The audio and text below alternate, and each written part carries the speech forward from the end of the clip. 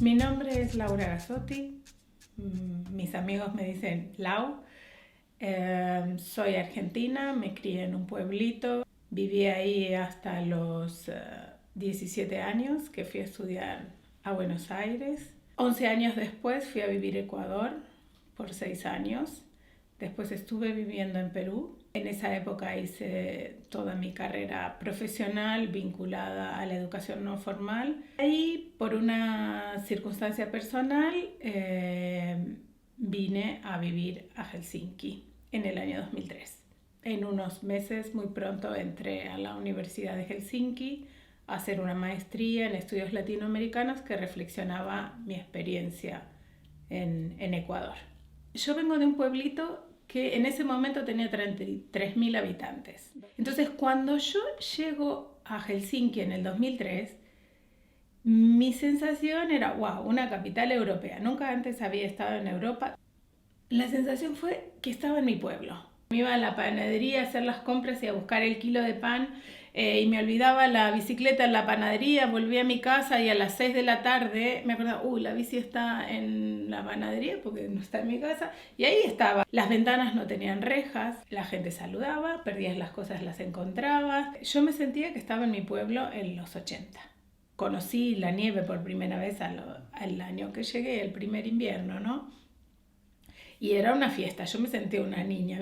Cuando yo llego en octubre del 2003 a Helsinki, me generó una pregunta. ¿Cómo era posible que una capital europea no tuviera un festival de cine latinoamericano? En Rakuten Anarquía existe esa sección de cine latinoamericano, pero se acababa ahí, dentro del Festival de Cine Internacional. Entonces, como tenía tiempo al principio, escribí el proyecto. ¿Cómo sería el Festival de Cine Latinoamericano en Helsinki? Se presentó en los primeros días, me imagino, del año 2004 en una reunión del Centro Cultural Latinoamericano. Y Eva Nyren, que era la presidente de ese momento, dice, bueno, esta idea es fantástica, es buena, pero para el Centro Cultural es muy grande. Pero si vos lo tomás, yo me uno a la idea. Y empezamos a reunirnos en la Universidad de Helsinki.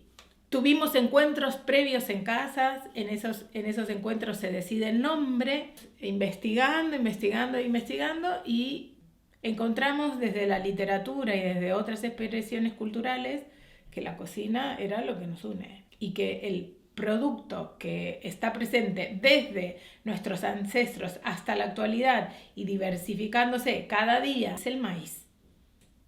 Maíz es lo que nos une. Eso somos, de ahí venimos, los hombres y las mujeres de maíz. Y ahí surgió el nombre, en la casa de Florencia Quesada. Yo me acuerdo más que del primer día, el último día, porque no éramos profesionales haciendo un festival. Preguntábamos mucho a Sari Selander de cómo se hace con los directores, qué derechos tienen. Aprendimos muchísimo. Trajo muchos conflictos internos que son propios de cuando hay grupos, muchas aventuras. ¿Qué hacíamos con las latas de esas películas que íbamos a proyectar en 35 milímetros cuando nadie tenía auto? ¿Y ahora qué hacemos? Porque estaba todo listo hasta que se terminara el festival.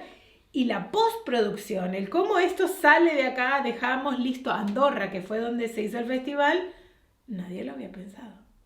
Con Carlos las trasladamos caminando de ahí a Campi, que se iban por correo no sé a dónde. Fue un festival hecho con aguja e hilo. Muy bien, sabíamos coser por lo visto, pero era muy artesanal. Se incorpora después André de Moni.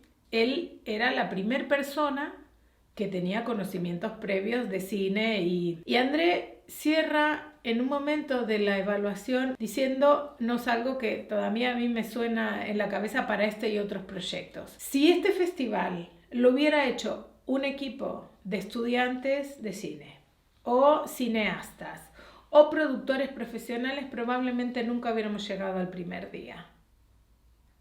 Porque el no ser especialistas nos da la posibilidad de improvisar y de intentarlo. Nos fuimos en la apertura del del Cinemaici del 2010. Yo había dado a luz hacía semanas. Nos reunimos con Carlos Marroquín y Jaime Potense, y ellos comentan que en la sección de Cinemaici que había creado Lumière Eronen en el 2006, al principio había nacido con el propósito de encontrar un espacio de promoción de cine hecho para niños y por niños de origen latinoamericano. Entonces empezaron esos talleres en Cinemaici. Cinemaici se va desarrollando cada año, vamos presentando clásicos del cine, cine mudo para niños, y en ese 2010 Jaime y Carlos me dicen, bueno, nosotros creemos que nos tenemos que dedicar al Festival de Cine, y el tema de Cinemaici y la promoción del cine para la infancia, la verdad que no es nuestra cosa, ¿no? Yo tenía a Mati en los brazos, y entonces le digo, bueno, pues si empezamos de cero, ¿por qué no continuar? O sea, ahora es mi problema Cinemaici, tenía mucha lógica. Yo la propuesta de transformar este pequeñito espacio que teníamos con alrededor de 50 familias que participaban en un espacio al menos más ambicioso. Y la ambición pasaba por generar un lugar de encuentro donde estos niños pudieran practicar su español y en ese momento y su portugués en un escenario el más natural posible. Y el gran cambio del 2012 de ese Cinemaici era que salíamos del centro y nos íbamos a los espacios suburbanos de Helsinki, y fue la explosión. El cambio de concepto, la posibilidad de ofrecer talleres de arte en la lengua materna y en otras lenguas fue el gran cambio. Y pasamos de 50 familias a 700 y quedamos plop.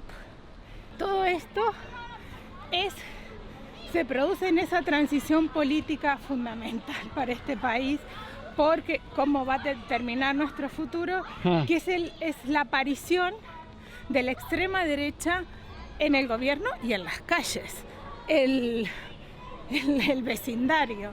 Y como mamás nos planteaba muchos desafíos y muchos conflictos también. Ser mamá extranjera nos exponía de una manera muy cruda a las opiniones de otras mujeres acerca de lo que hacíamos las extranjeras con los servicios sociales y cómo éramos beneficiarias de algo que para esta perspectiva política bastante nefasta, en mi opinión, niega el derecho a todos, ¿no? Y por tu condición de no haber nacido aquí, tú no deberías estar usando los servicios, ser beneficiaria, porque el derecho era casi un derecho de nacimiento y no un derecho de las personas. Lo que nos encontrábamos, las mamás que circulábamos con los carritos, en esa época los papás solos con los carros, como vemos en este momento, caminando aquí frente a mí, no era lo que más comúnmente sucedía. Éramos las mamás solas en la calle.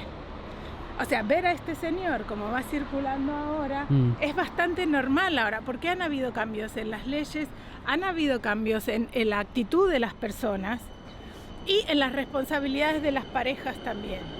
Tenía contactos, otra había conocido a otra persona o participaba de otro grupo, y así fuimos como construyendo herramientas para sobrevivir en este contexto tan difícil y tan racista, porque no importaba cómo te vieras casi, cuál era tu origen, si no importaba solamente que no hablabas finés o sueco, en el mejor de los casos.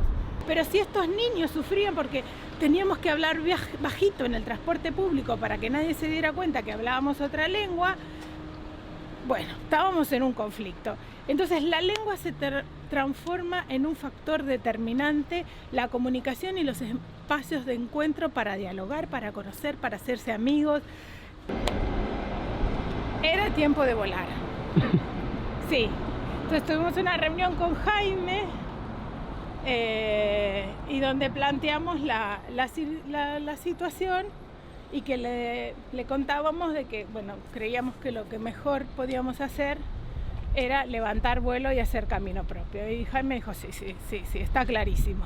Nosotros nos dedicamos a hacer el festival para adultos de cine, nos enfocamos en esto y ustedes avanzan. Bueno, y ese fue el nacimiento de Colibrí. Encontramos que este pájaro viaja y se reproduce y es tan diverso en nuestro continente, en la región, como lo éramos nosotras. Había familias en todas las combinaciones del amor y en todas las combinaciones regionales posibles, que no solo hablaban español, sino que hablaban quechua o hablaban guaraní. Bueno, fue muy intenso, y ese fue el nacimiento de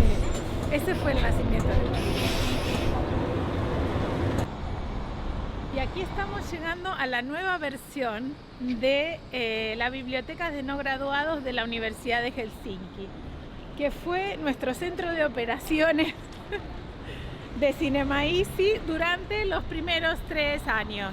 Todo se imprimía acá, por supuesto, con los recursos y los beneficios que teníamos los estudiantes en ese momento, que era imprimir 800 páginas al año.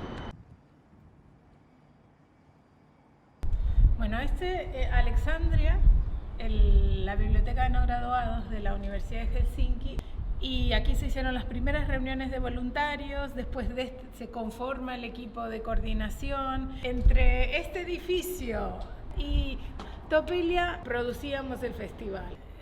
Los aportes de este proyecto de Cinema Easy, que es un festival que ya está establecido en la vida cultural de la ciudad de Helsinki, aporta 2 cosas. Hacia adentro de la comunidad es un espacio de encuentro y de referencia y de autorreconocimiento, y al mismo tiempo de valorización de los talentos que tiene la comunidad, ¿no?